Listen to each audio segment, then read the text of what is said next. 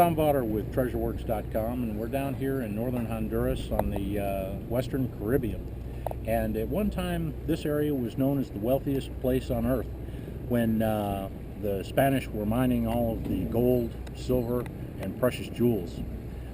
Ships would regularly pass by the shores here, fully laden with gold and silver, and that would attract thousands of pirates who would lay in wait on the shores or on islands just offshore here in Honduras.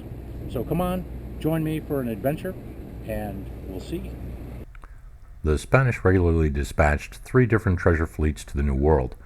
The Manila galleons would sail from the Philippines and travel along the western coast of the New World, stopping at the ports of Acapulco, Panama, Lima, and at many of the smaller Spanish garrisons along the way, delivering goods from the Far East and picking up goods and lots of treasure along the way. Both the Terra Firma and the New Spain fleets normally sailed separately from Spain in the late summer, and would spend the winter months trading supplies in the New World and loading treasures and supplies to take back to Spain. The New Spain fleet would sail to Veracruz, and most of the treasures from Mexico were delivered overland by wagon trains to the Spanish fleet in Veracruz. The Terra Firma fleet would sail to Cartagena, Colombia, and much of the treasure was delivered overland by mule trains and riverboats to the fleet in Cartagena. On occasion, they would dispatch some ships of the fleet to many of the remote ports along the South and Central American coastline to resupply remote outposts and to load more treasure aboard. Once the ships were fully loaded with treasure, both the Terra Firma and the New Spain fleets would then set sail and link up together in Havana, Cuba, to effect repairs and to reprovision the ships for the long, dangerous journey back to Spain. The English had virtually no presence in the Caribbean until they successfully invaded Jamaica in 1655, ending 146 years of rule by the Spanish. While the English had secured the island, they did not have enough troops to defend the port city of Port Royal from Spanish attack. 2 years after taking the islands from the Spanish, the British governor of Jamaica struck a deal with the privateers and pirates known as the Brethren of the Coast, offering them a home port, and in exchange they would provide protection for the island. Shortly after the pirates moved in, the city soon became known as the Sodom of the New World.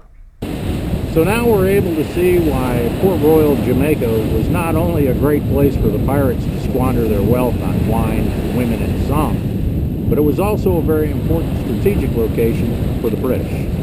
Just to give you a little bit of perspective on where we are here on the north shore of Honduras, just to the west of me, about 50 miles, is the city of Trujillo.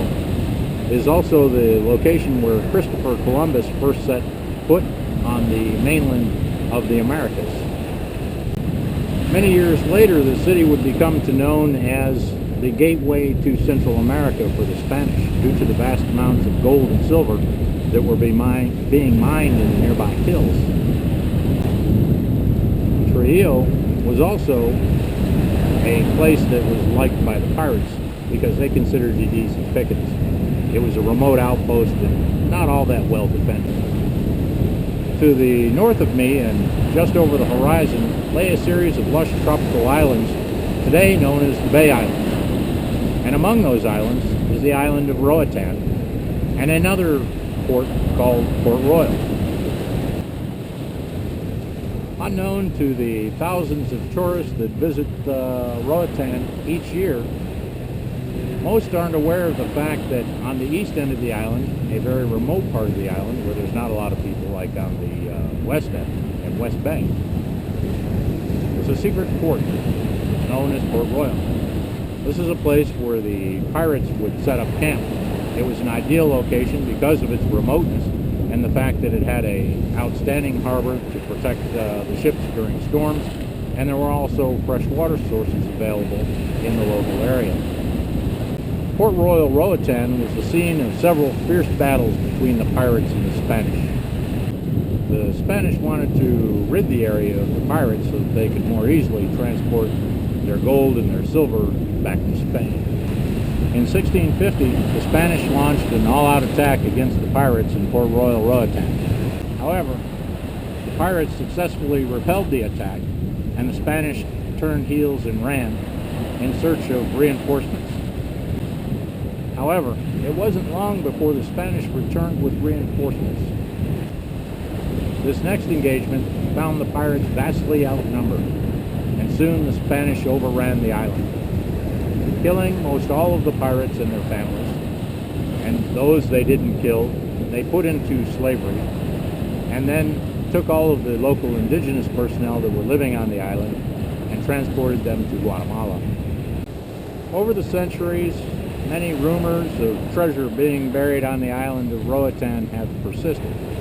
However, talking to most historians and scholars, they'll tell you the simple truth of the matter is that, for the most part, pirates did not bury their treasure. However, in this case, the pirates knew that the Spanish were about to return to overthrow the island, and so it is highly conceivable that many of the pirates buried their treasure to keep it from falling back into the hands of the Spanish. And yet another treasure legend that we hear a lot down here is the legend of Henry Morgan's treasure. It's believed that after the sacking of Panama, that Henry Morgan made fast retreat because, well, frankly, many of his pirate compadres were complaining that there wasn't quite enough treasure for them in Panama.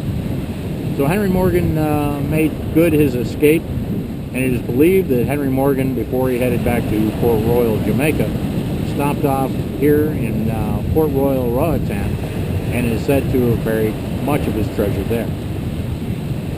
But we'll go ahead and talk more about that in yet another video.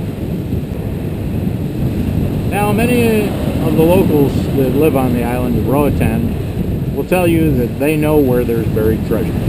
However, they're deathly afraid to go get it because of the doobies. That's right, the doobies. The doobies are rumored to be ghosts of the pirates killed, basically still there protecting their treasure. Now, Tommy Vawter is not afraid of doobies. So, if there is treasure over there on the island of Roatan, we're going to find it. Do what you want, 'cause a pirate is free. You are a pirate. Yeah!